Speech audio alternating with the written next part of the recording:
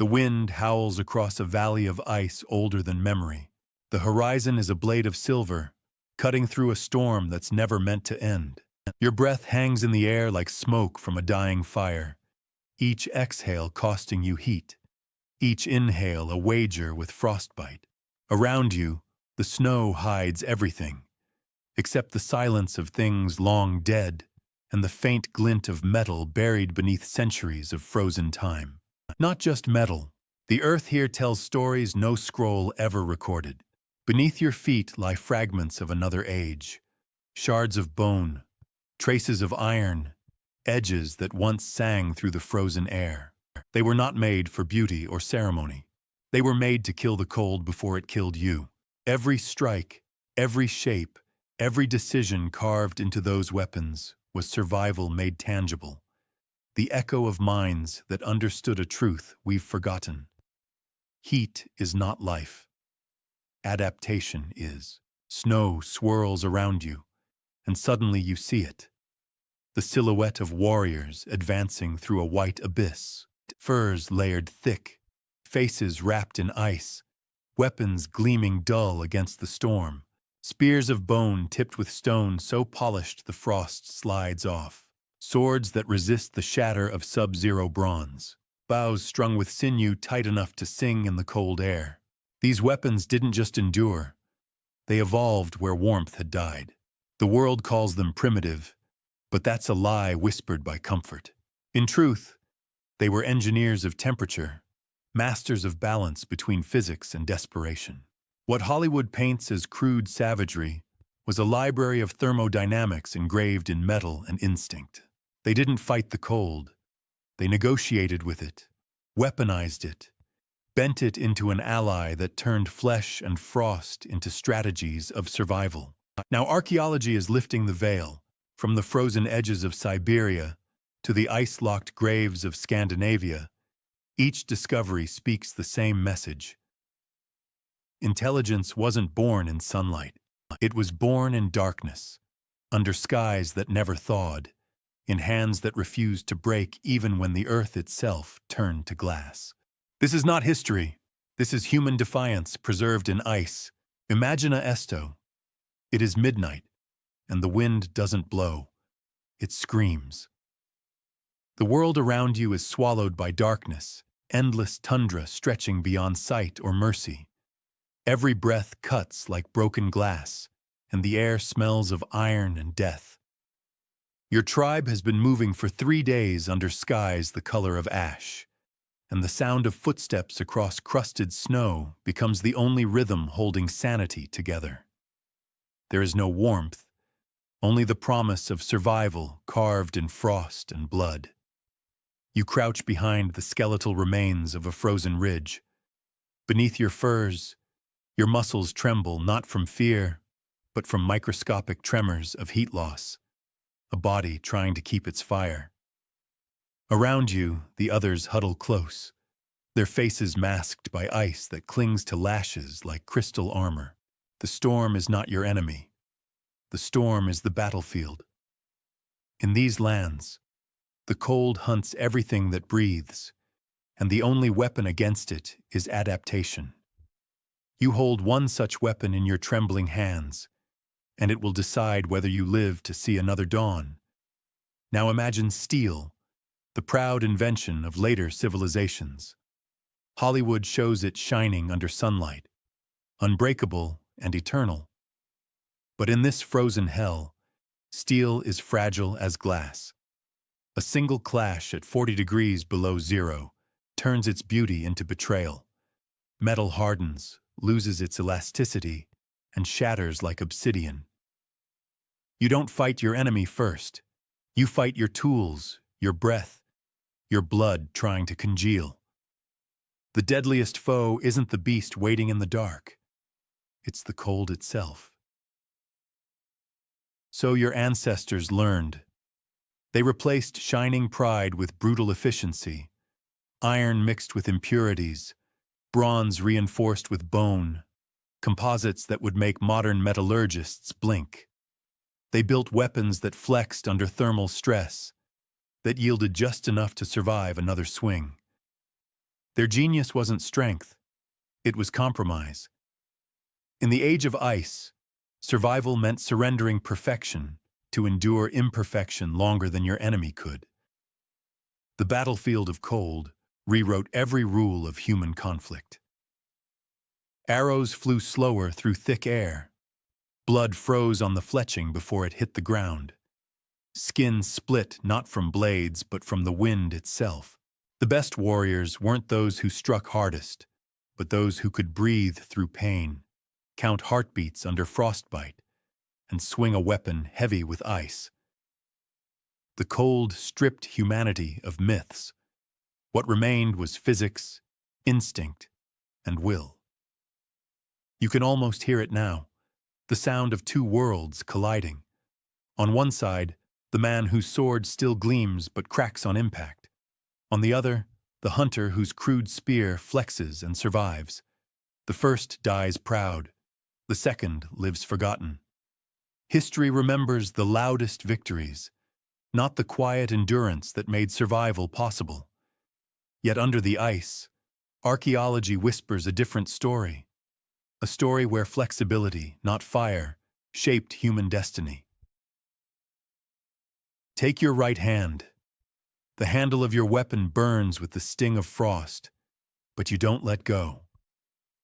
The wood was chosen not for beauty, but for its moisture content, carefully aged to resist splintering in bitter air.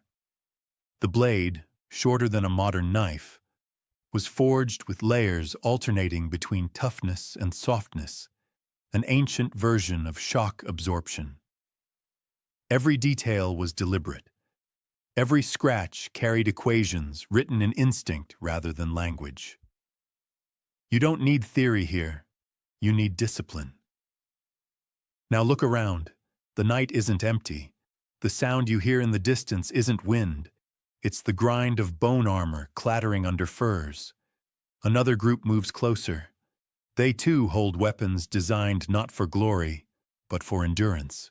Leather bindings reinforce hafts, preventing fracture.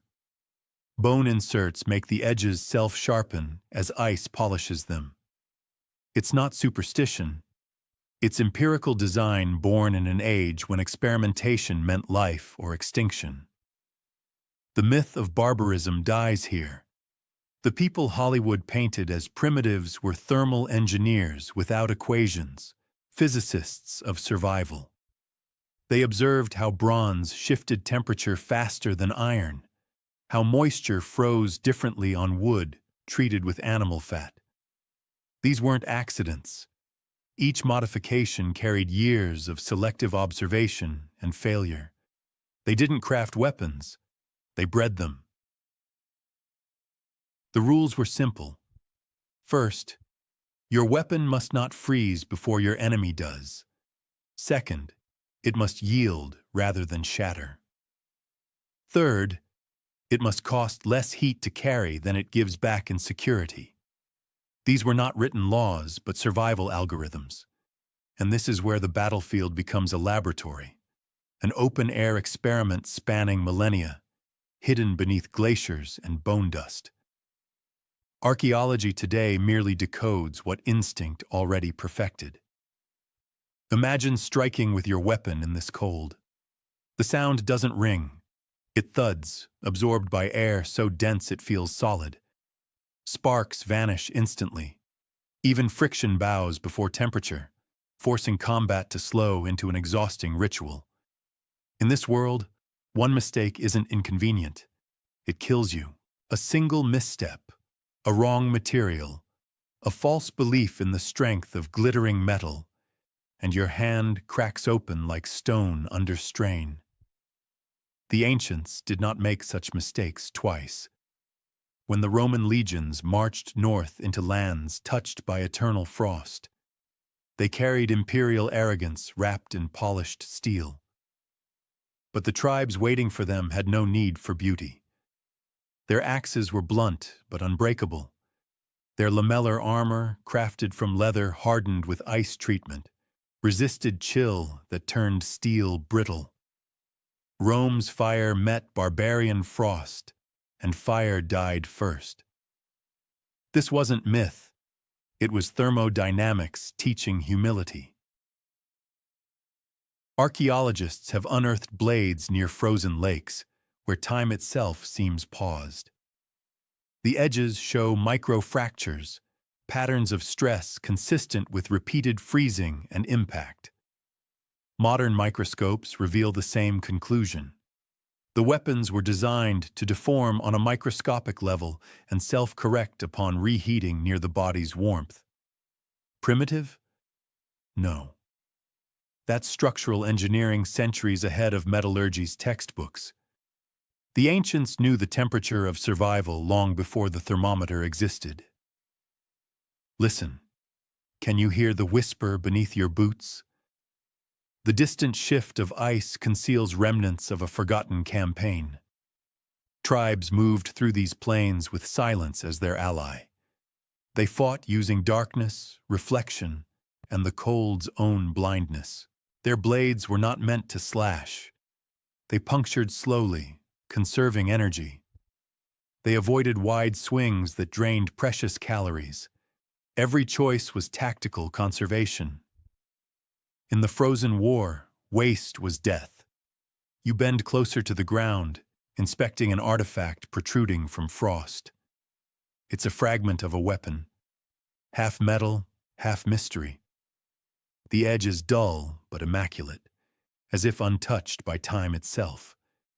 You sense the intelligence behind it, the quiet certainty of someone who measured success not by kills, but by nights survived. Survival wasn't just about physical strength. It was about reading the laws of the world faster than they could kill you.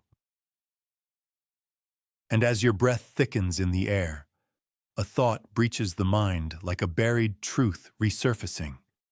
It wasn't technology that built empires. It was adaptation. Every frozen war zone, every battle beneath icy moons, every victory carved into permafrost shouted the same message. Intelligence is proven by endurance. Iron and ice weren't enemies. They were co-conspirators in the evolution of humanity. Pause. Feel the weight of the weapon in your hand. It's not just an object. It's a message delivered across thousands of winters. Every flake of rust is a syllable in a language of cold logic. Those who carried it understood something you've forgotten. Beauty dies fast, but function lives.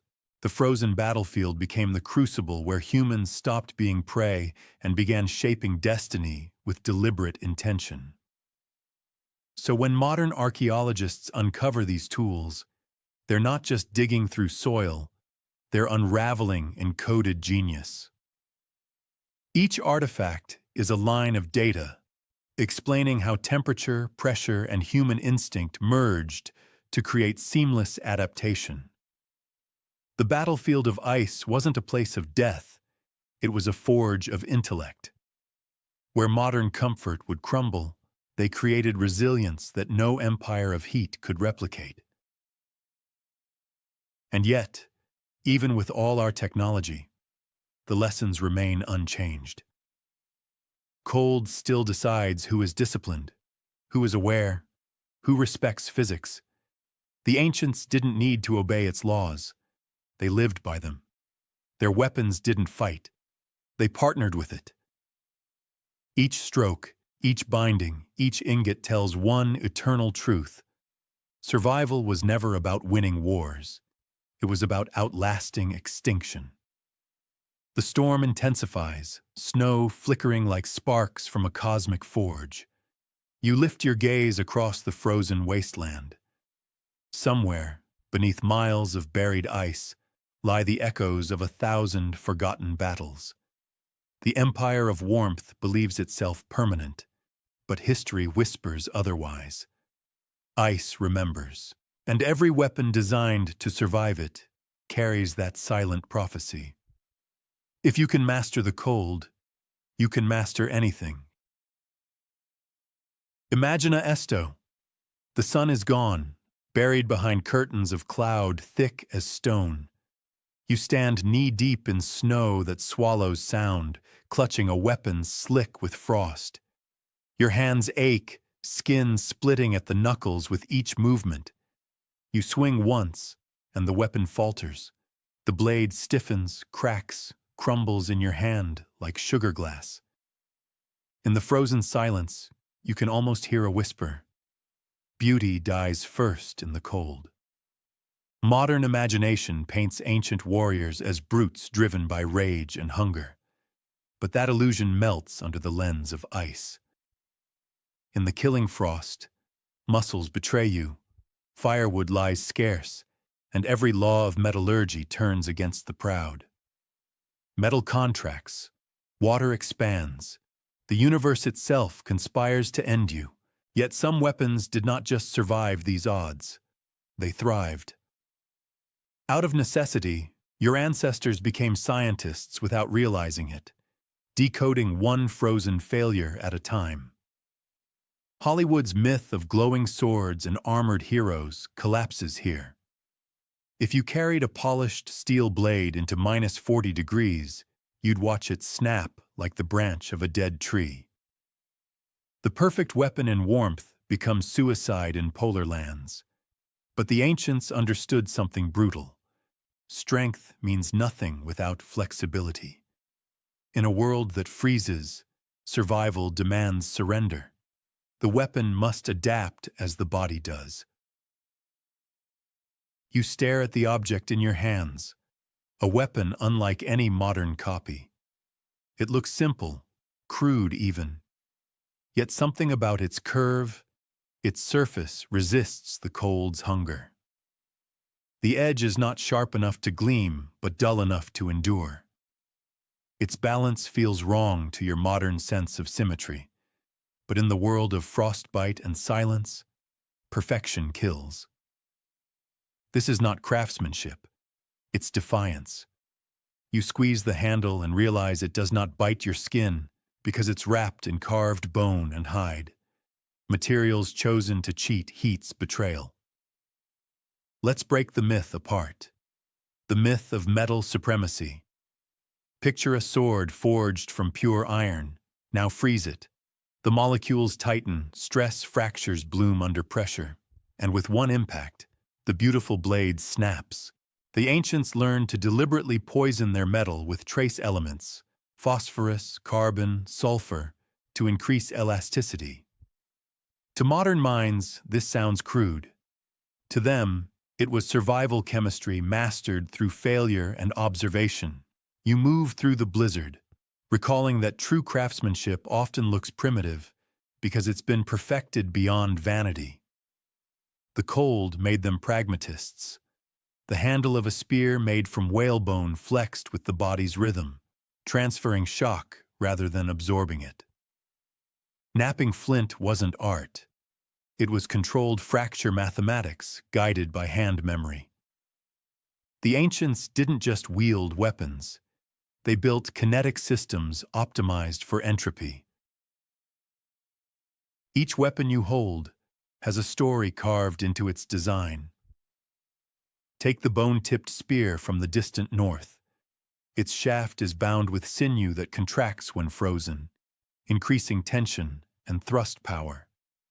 Its tip is smeared with animal fat, so it slides clean through frozen hides and prevents adhesion from blood turned solid. Every layer, every thread, every notch was placed with ruthless precision. You begin to understand. These weren't tools of violence, but extensions of physics. The myth of the bronze hero fades fast here.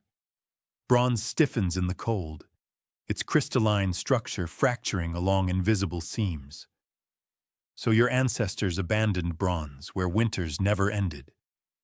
They turned to horn and antler, layered composites light enough to carry but forgiving under pressure. These were living weapons, breathing with the elements instead of resisting them. Where kings of warmth worshipped Polish, the cold-born crafted imperfection as armor.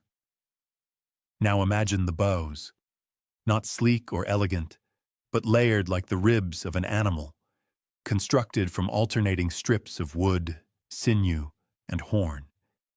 Each material expanded and contracted differently, creating a natural spring that worked even when your fingers were numb and half dead. These bows stored life in tension, converting pain into propulsion. They could launch arrows in storms that would crush modern carbon fiber limbs. Every draw was a lesson in trust between body, weapon, and weather. Hold your breath and feel that rhythm, the eerie calm between wind gusts. It's then you see them, silhouettes moving through white void, hunters of the steppe. They carry nothing shiny, nothing dramatic. Their weapons seem to dissolve into their bodies, tools and flesh indistinguishable. No glory, no trophies, only endurance sculpted into existence. And yet, those plain weapons changed the balance of history. How do you keep a weapon from freezing to your skin when metal burns cold as fire? You wrap it with tendons, wax, or skin aged in smoke to resist condensation. You layer hollow spaces inside handles to trap micro-pockets of air, primitive insulation engineered out of instinct. You smear residue from rendered fat along the edge not for decoration, but as anti-freeze. What seems savage is actually calculated design. Every animal hunted provided more than meat. It gifted materials compatible with survival. Imagine your weapon after battle. Blood freezes before dripping away, forming a crimson shell. You do not clean it with water. You scrape it with snow and rewarm it near embers, never too close, or thermal shock will ruin it. You cradle your weapon like a child, protecting it from sudden heat, because imbalance kills both steel and skin.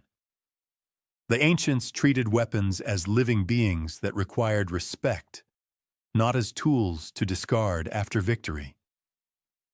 Discipline, not aggression, defined their strength. So the cold has rules, and ignorance breaks them faster than any enemy. Rule 1. Never trust metal that shines. The substances that gleam under torchlight are the first to die in a freeze. Rule 2. Trust material born from life. Bone bends before it breaks.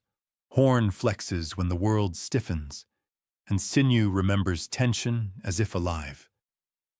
Rule 3. Never fight the cold directly. You move with it, mimic it, and sometimes become invisible within it. The ancients didn't just build weapons. They built relationships with matter itself. Look at your hands again. The veins stand blue under the pale light, a reminder that warmth and fragility walk together. You're carrying a weapon that isn't meant to dominate. It's meant to survive. Its every flaw is intentional. The dullness, the asymmetry, the uneven polish. They all tell you one thing. Beauty kills efficiency when death waits an inch away. These weapons refuse to freeze because they never fought. They bowed to it. Step into the memory of a reindeer hunter from thousands of winters ago. His weapon is a spear composed of layered materials bonded by glue made from fish bladders and charcoal. He crouches low, calculating distance not by sight, but by breath visibility. His throw releases not with strength, but precision, timed to blend with wind direction, minimizing drag. When the spear hits, it doesn't shatter. It flexes, rebounds, and stays whole. This is survival poetry, written without ink. What seems like coincidence is mastery passed down through repetition. Each generation obsessed not with invention, but with improvement. They observed which woods sang under pressure, which stones cracked cleanest, which bones kept warmth longest. Over centuries, a silent dialogue evolved between the human body and the tools it carried. The cold didn't invent genius. It revealed it through elimination. You think you could have survived this landscape? The cold answers by taking one mistake and turning it into legend. The reason we're here, studying these artifacts beneath museum lights, is because someone listened to his language while others ignored it. Weapon after weapon, layer after layer, humanity learned the truth buried deeper than ice. Don't conquer the environment. Collaborate with it. That's why their weapons lasted. That's why we exist. Close your eyes. You hear the whisper of wind caressing rawhide grips, the creak of string drawn against horn, the brittle crunch of bone beneath snow. These sounds are sacred rhythms of adaptation. The ancients built nothing unnecessary. Every silence between strikes measured oxygen, temperature, and survival rate. To hold their weapon is to connect with a lineage of logic born in terror, intellect forged in frozen storms, innovation paid with frostbite. The blizzard fades, and dawn begins to hum faintly on the horizon. You still carry the weapon, and now it feels different, alive, aware, almost breathing with you. The frost withdraws from its edge as if recognizing kinship. In that moment, you understand the secret truth that archaeology keeps repeating. The weapon isn't a relic. It's a dialogue between time and survival. It refused to freeze because it was made by people who understood that rigidity is death and surrender, paradoxically, is strength. Imagine esto. You are surrounded by frozen silence, the kind that presses against your skull until you start to hear your own heartbeat echo through bone. The fire has gone out, buried by wind and snow, and your group crouches around tools that look dull and simple. Yet each one hides a secret as precise as any modern laboratory. A spear is not just a weapon. It's a formula written in matter, a dialogue between forces of and human intent. Out here, there's no distinction between scientist and survivor. Every blow, every fracture, every spark is an experiment whose result decides who breathes tomorrow. In the cold, everything becomes information. How the air dries leather until it stiffens. How the grain of wood alters the flow of energy through a weapon's core. How the rhythm of your breathing shifts the balance of a shot. The ancients didn't calculate with numbers. They measured with pain. To endure, they learned the unspoken laws of thermodynamics long before named them. What we call physics today was once instinct born from watching what cracked, what snapped, and what managed to sing through the storm instead of dying in it. Hold a piece of stone in your hand. It feels immortal, indifferent. But in the world of minus 40 degrees, it transforms into living matter that grows brittle, whispering its limits with each sound. A poorly struck edge will fail in silence. A well-napped one hums when touched by finger or ice. That vibration is the ancient engineer's truth, the resonance of survival. It's not random, not primitive. It's calibration performed by hand, guided by senses trained to detect vibration rather than equations. Now shift your gaze to metal. Heat forged it, yet cold decides its fate. Every molecule inside it dances slower in the freezing air, storing stress that waits to explode on impact. A weapon that looks strong under torchlight becomes a death trap when frost colonizes it. Which is why the cold civilizations forged differently, slower, less pure, deliberately imperfect. They understood something we've forgotten. Perfection breaks. Only imperfection endures shock. You lift a blade uncovered from a burial beneath permafrost. Its edge looks warped, uneven, almost careless. But copper blended with nickel makes it bend without fracture, absorbing the force of a hit like bone absorbing vibration. Those dull ripples you see are not mistakes. They are calculated distortions used to distribute stress. The more chaotic it looked, the more ordered its physics truly was. Beauty sacrificed to function. Vanity exchanged for survival. The fire finally flickers to life before you, illuminating patterns on the surface of old tools. See those dark bands within metal like fingerprints frozen into iron? That's carbon migration. The ancients used uneven heating to trap flexibility inside the core, leaving the edges hard enough to cut, but not hard enough to shatter. Modern metallurgists call this gradient structure. They called it experience bought with frostbite and corpses. Every artifact is a frozen textbook of lessons paid in blood. Even fracture was not failure, but instruction. When a blade broke, they didn't see ruin. They saw revelation. The split revealed how matter yielded under pressure, where invisible flaws hid their ambush. The next version would change. Edges thickened, curves softened, stress lines redirected. This was the scientific method before language existed to describe it. Trial, error, death, correction, again and again, until the tool learned to live as long as its maker could. Think about heat not as warmth, but as a resource more precious than gold. You wouldn't waste it.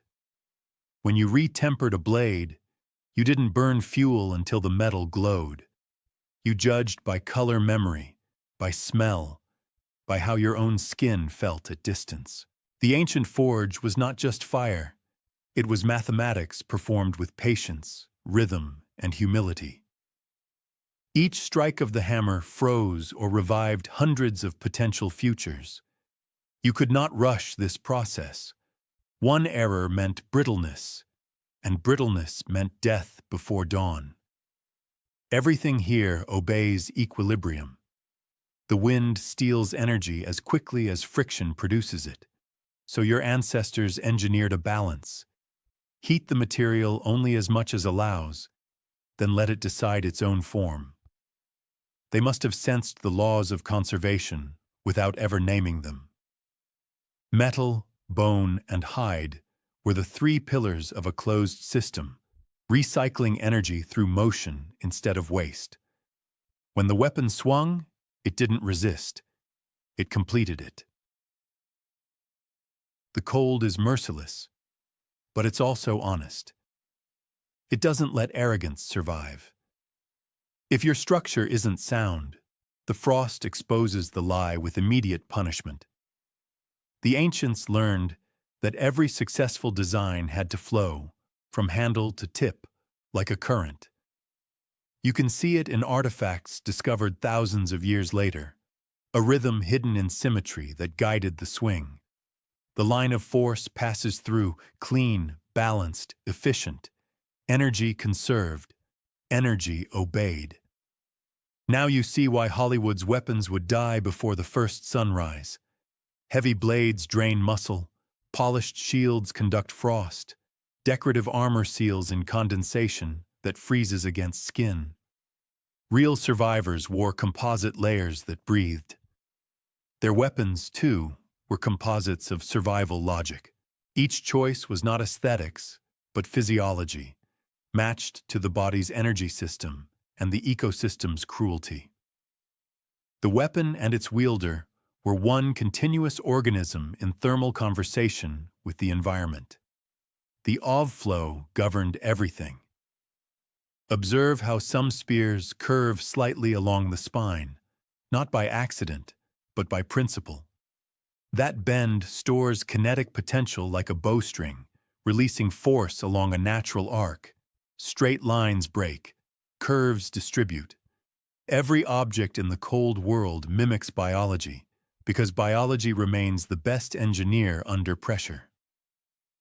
As math saves energy, and energy is life when calories come at the cost of blood. You feel this when you swing the weapon. The warmth in your palm flows through bone, into the haft, across the strike. For a moment, you are part of an invisible equation balancing heat lost, energy transferred, motion sustained.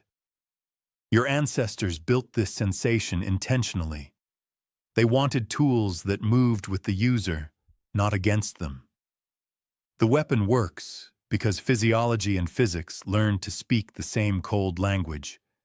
The scientists of modern laboratories might map stress diagrams and microstructures, but the ancients already understood result without theory. They practiced control through craft, not abstraction. Each hour spent by firelight counting hammer strikes, each gesture passed from one generation to the next, formed a code of survival embedded within motion. Their experiment did not end when the forge cooled. It continued with every battle fought under blizzard skies. The battlefield was both proving ground and physics laboratory. Picture the fracture of ice over a frozen lake. It cracks with sound sharp as thunder because the surface expands and contracts unevenly. That same phenomenon guided ancient smiths. They observed water's behavior, how pressure found weak points, and translated it into metallurgy. A blade, they realized, must expand like ice, flexible near the surface, solid inside. The cold itself became teacher, the most ruthless and reliable one humanity ever had. Their sensory intelligence was extraordinary. Without instruments, they detected micro-temperature shifts by scent alone, metal exhaling different smells at different degrees of heat. The rhythmic glow of embers became their clock, flicker patterns dictating cooling sequences that prevented molecular chaos. To outsiders, it looked ritualistic, but ritual was precision disguised as faith. Was survival, but survival often needed belief to be followed without hesitation. Now imagine the consequences of failure. If the weapon was forged too hot, brittleness would take it mid-battle. If it was hammered too cold, microfractures would bloom unseen, waiting to betray you weeks later. Your group couldn't afford error. That's why they memorized environment-specific protocols, engineering adapted to humidity, altitude, and season. To wield a weapon born of such care was to trust the shared knowledge of countless generations. You didn't just hold an object, you held continuity. This continuity was evolution. The same logic that governs glacier flow governed the shaping of spears, mass-seeking equilibrium. The same awareness that studied how fire melts snow defined how heat diffused through iron cores. Philosophy and physics merged into survival creed. From this integration came resilience powerful enough to outlive empires and climates. What was superstition to outsiders was engineering discipline written in blood and patience. Listen closely to the crackle of cooling metal. That sound isn't random. It's the weapon breathing its first breath, adjusting atoms to tension, preparing for life.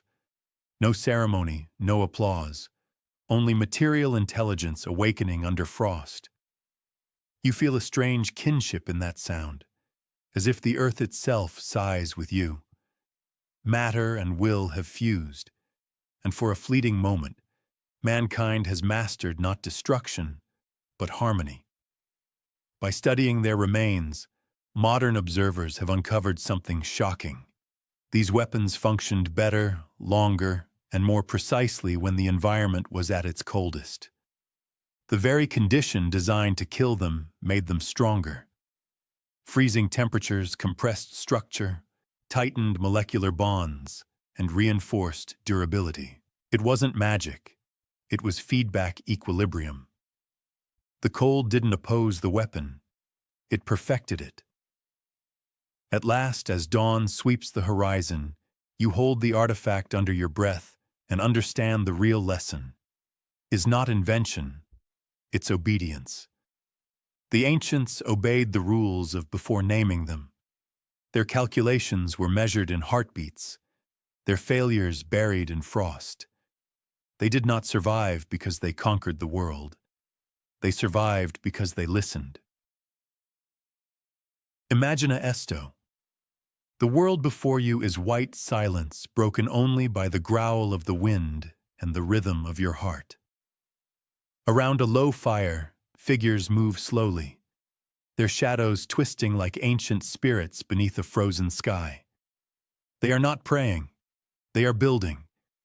Every gesture, every breath, every song whispered into the smoke is a code, a sequence of memory, disguised as ritual, engineering hidden within devotion. You watch, and for the first time, you begin to understand that what you once called superstition was actually design born from survival. Your people kneel as one around their tools. Pieces of horn, bone, and metal lie on stretched hide, each aligned with obsessive precision. A figure with frost on his beard hums a tone. The note holds steady, measured against the pitch of striking stone. The resonance reveals the hardness of the material. To a wanderer, this looks like mysticism. To the cold-born, it is calibration. Each sound maps the internal rhythm of matter, determining where to strike, where to cut, and where to yield.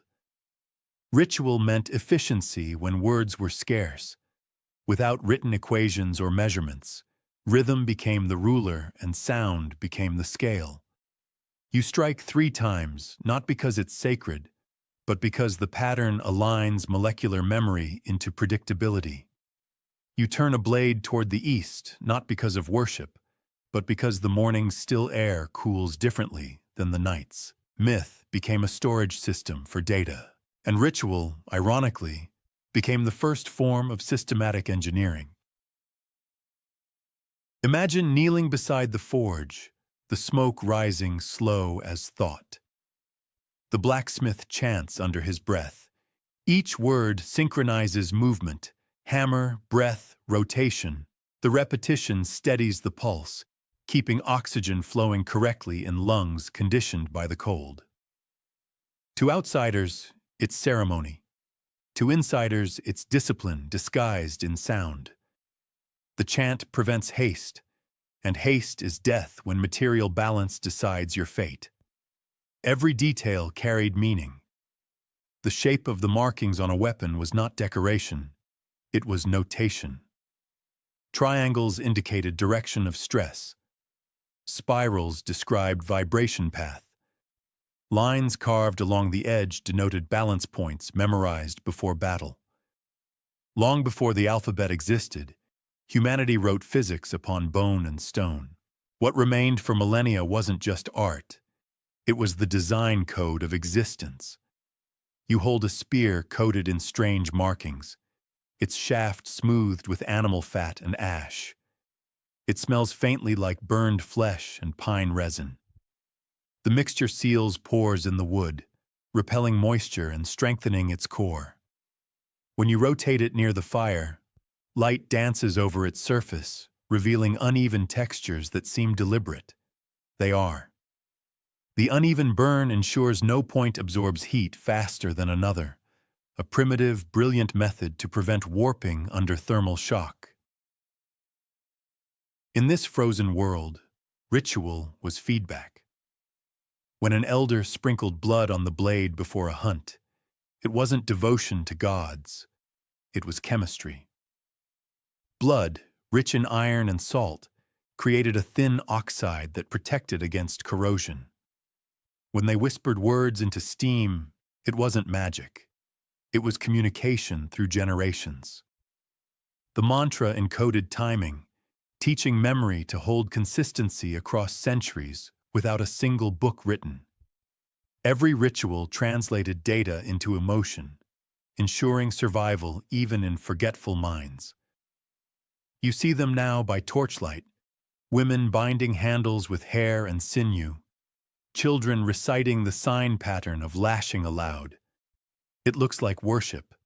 It's education.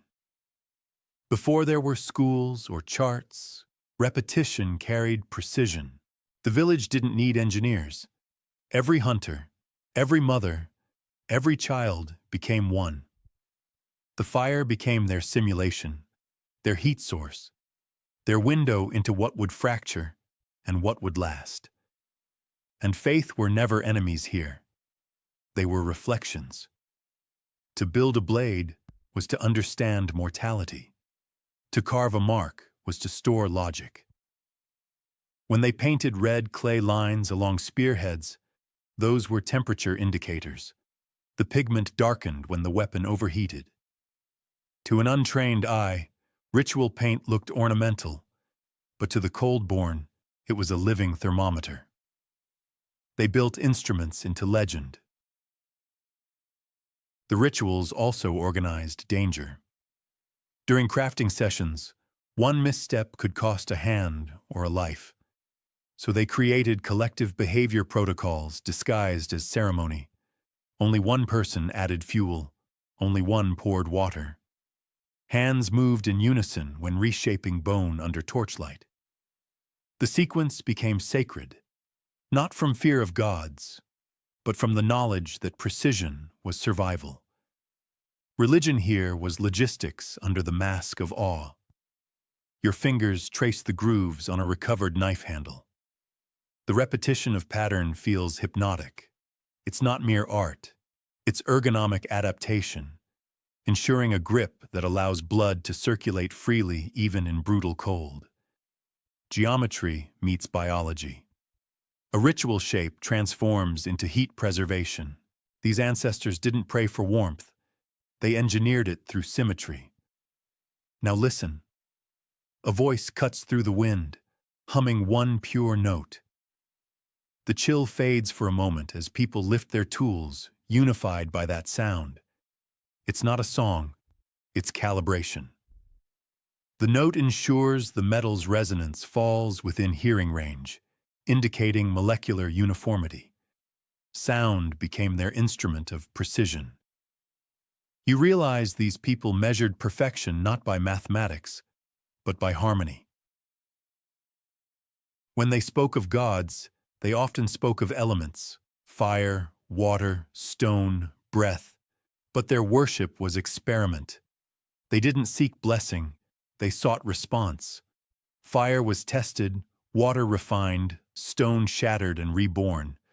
Their world wasn't built on faith, it was built on reproducibility. Do the ritual correctly, and rewards. Fail, and consumes you. The earliest scientific law. The gods do not forgive miscalculation. Picture a hunt at dusk. Your weapon gleams faintly in the blue light, carved with markings that seem alive. Before leaving, your leader draws a circle in the snow, placing the spear in its center. They whisper to the frost, not in prayer, but in calibration. The circle represents equilibrium, ensuring all forces remain in balance. This is early geometry, disguised as spirituality. Every motion reaffirms control over chaos. The engineering of cooperation also grew from ritual. No warrior worked alone. When the group shaped a weapon, roles were synchronized like a biological machine. One maintained the flame, another adjusted the angle, another monitored sound. These weren't random assignments. They replicated biological systems: eyes, lungs, hands, each part dependent on the other. Ritual became the operating system for collective intelligence. To forge is to listen. In the quiet between blows, the blacksmith heard how frost bit into metal, how air expanded through cracks invisible to sight. They responded with patience, cooling slowly, feeding the material time to heal. This harmony between human and element demanded restraint more than strength.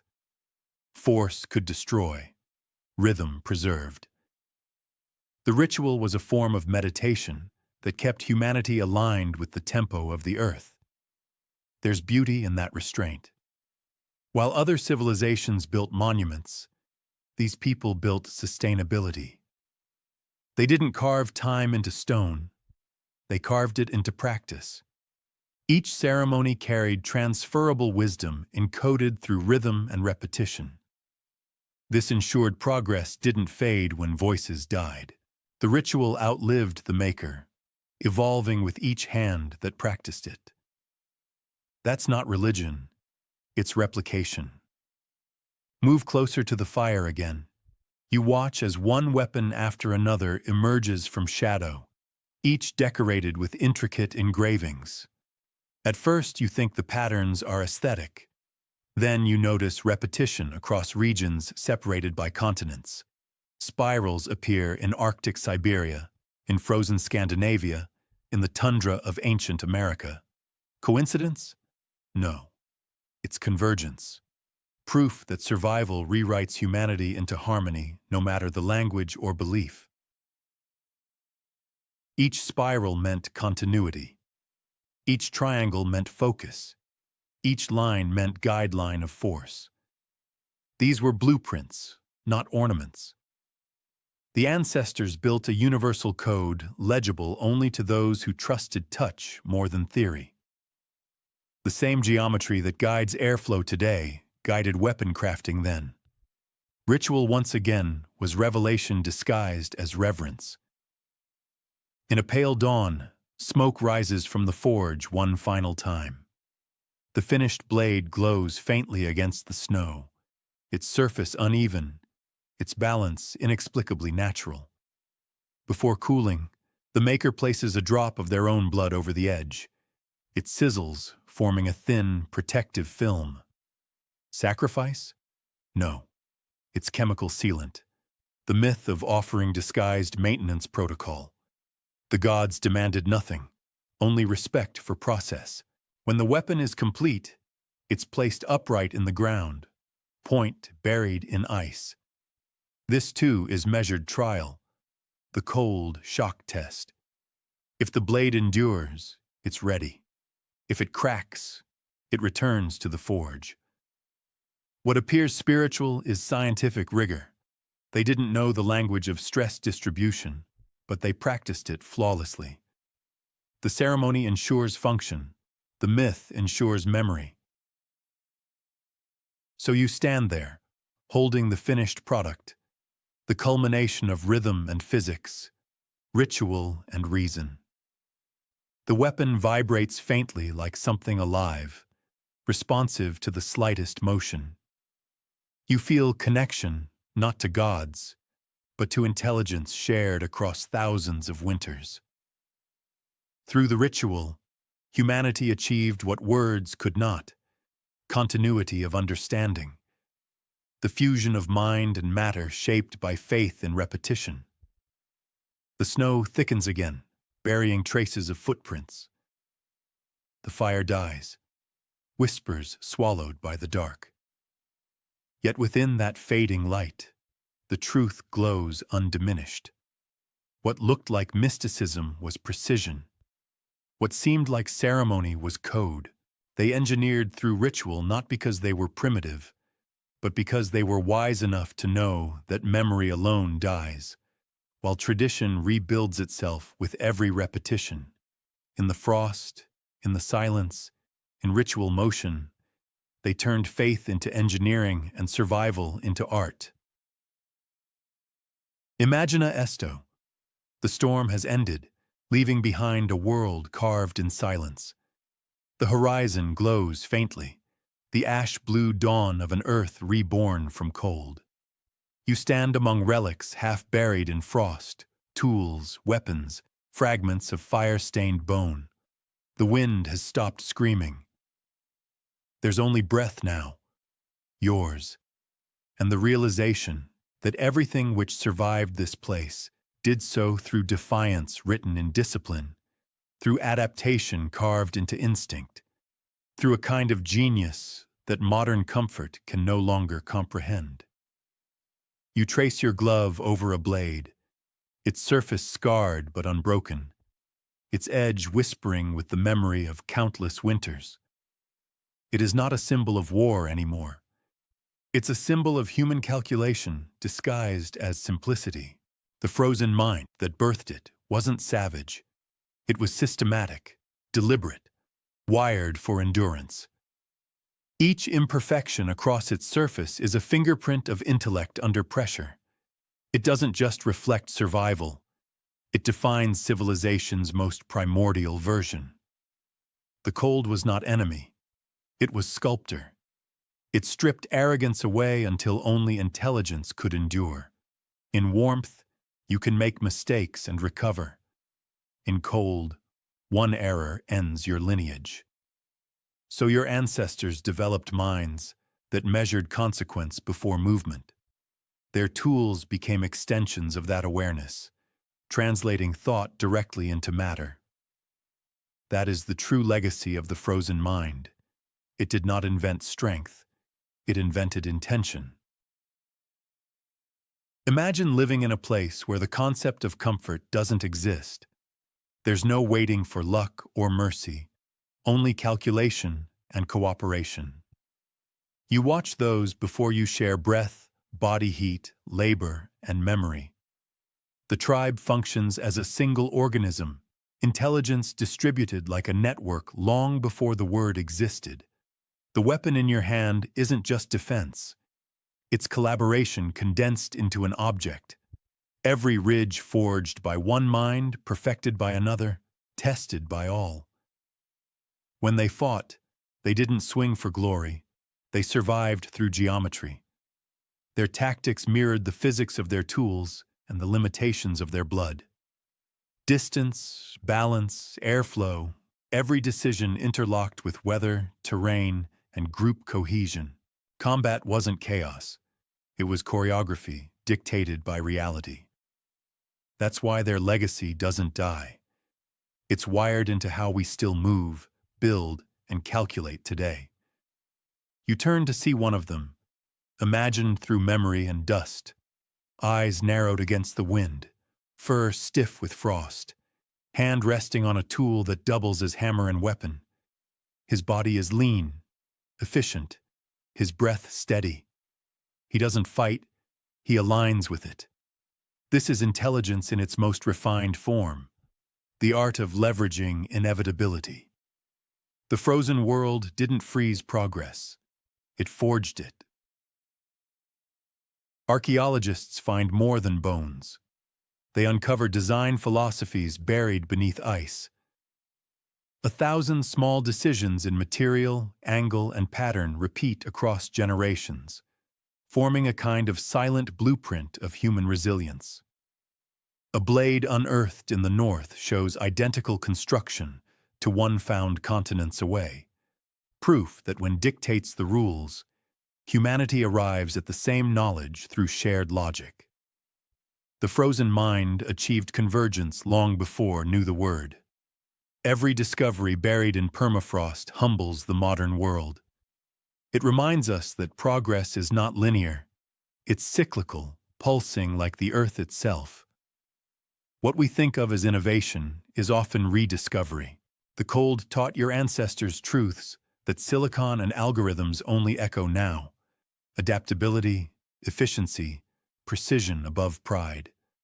The frozen mind birthed not just weapons. It birthed systems, patterns, principles. Survival became architecture. Cold became teacher. Close your eyes. Imagine heat evaporating from your skin. The sensation of air so sharp it carves through your breath. You realize the ancients didn't simply resist this death. They predicted it, prepared for it, designed within it. Their legacy is in how they thought, not what they owned. They built redundancy into every structure. They tested before faith. They stored knowledge in ritual and tool alike. The modern world writes manuals. They wrote survival into the molecules of their craft. The frozen mind understood resources not as materials to exploit, but as dialogues to sustain. Wood bent better when heated slowly near body warmth. Bone set faster when soaked in saline snow instead of boiling water. They didn't own the environment. They negotiated with it, constantly. Listen closely, and you'll hear what cold civilizations already knew. Mastery isn't domination. It's synchronization. Even in death, their inventions refused to disappear. Entombed beneath permafrost, these weapons remained intact for thousands of years, defying corrosion, temperature, and time. They outlast every empire proclaiming invincibility. That should terrify you. While civilizations of marble and gold crumbled, the creations of ice endured because they were born from the laws of thermodynamic humility. The earth rewards what obeys her balance. You move across the landscape now, your shadow stretching thin across the snow. The terrain itself seems alive with memory. Every hill holds the graves of people who didn't fear death. They feared inefficiency. They understood that life is not sustained by hope, but by precision. The frozen mind never prayed for better weather. It adapted to the worst relentlessly until weather itself became part of its rhythm. To live here was to embrace accountability to the universe. Their cooperation wasn't sentimental, it was strategic. In temperatures that flay the unprepared, emotion becomes secondary to synchronization. Firekeepers, hunters, engineers, healers all functioned as a single pulse. The failure of one meant extinction for all. The discovery of warmth wasn't personal, it was communal. Even their tools enforced that truth. Shared weapons, shared labor, shared consequence. That's how humanity learned collective survival long before cities and kings. Consider the irony. Modern people isolate comfort, build private fires, seal themselves from. The ancients shared flame openly, traded warmth through proximity, treated heat as economy. They measured wealth not in possession, but in endurance. The frozen mind saw value only in what could be sustained. Their world gave no mercy to greed, only patience to equilibrium. You imagine their last stand, an expedition cut off by blizzard, the fire fading, the sky devouring the last light. They gather close, blades resting on knees, hands pressed to wood handles polished by generations. The storm howls outside, a monstrous symphony of hunger and indifference. Yet none of them panic. They adjust, breathe together, conserve, calculate. If death comes, it's not failure, it's data. Their lives have taught the earth one more equation. When archaeologists unearth their creations, they find traces of fingerprints still pressed into clay molds, decorations repeating at perfect mathematical intervals. These aren't coincidences, they're signatures of cognition. Proof that intellect didn't bloom under sunlight, but under pressure. The frozen mind shaped humanity's neural ancestry, the first spark of engineering, long before language wrapped it in explanation. We like to think progress is fire, but that's false. Progress begins in frost, when the brain must slow, measure, and think before motion. Fire made us dream. Cold made us precise. It removed the margin for error, forcing reason to become instinct. You don't test theories in comfort. You test them when skin cracks, when silence roars, when only truth endures. This is why the artifacts speak louder than monuments. They are not grand, they are accurate. Each weight, edge, and proportion testifies to generations that valued function above myth. A cathedral has symbolism, a spear has proof, and though both sought divinity, only one still answers when the ice melts. The weapon remembers utility. The cathedral remembers pride. As you hold that truth, the air shifts again, a low groan from deep beneath the frozen earth. The planet exhales, and within it lives the pulse of ages past. You sense their echoes not as ghosts, but as algorithms, patterns that repeat wherever life faces extinction. Humanity will face ice again, and when it does, the frozen mind will awaken in your veins. It never left.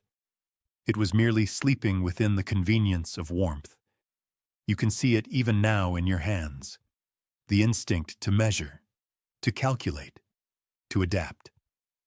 It's the part of you that checks weight before panic, that studies silence before deciding to run. That's the inheritance older than civilization itself. The frozen mind doesn't belong to history. It belongs to potential. Its wisdom is evolutionary memory built into your bones. The horizon glimmers. The weapons you've studied lie scattered across the snow, no longer relics, but reflections. They whisper of balance, of respect, of coevolution between matter and will. If this planet remembers one thing after it melts, it will be this: intelligence thrives only under friction. The frozen mind proved it, forged it, lived it, and somewhere in your pulse, amid the warmth you take for granted, that mind still survives, waiting for the cold to remind you what humanity truly is.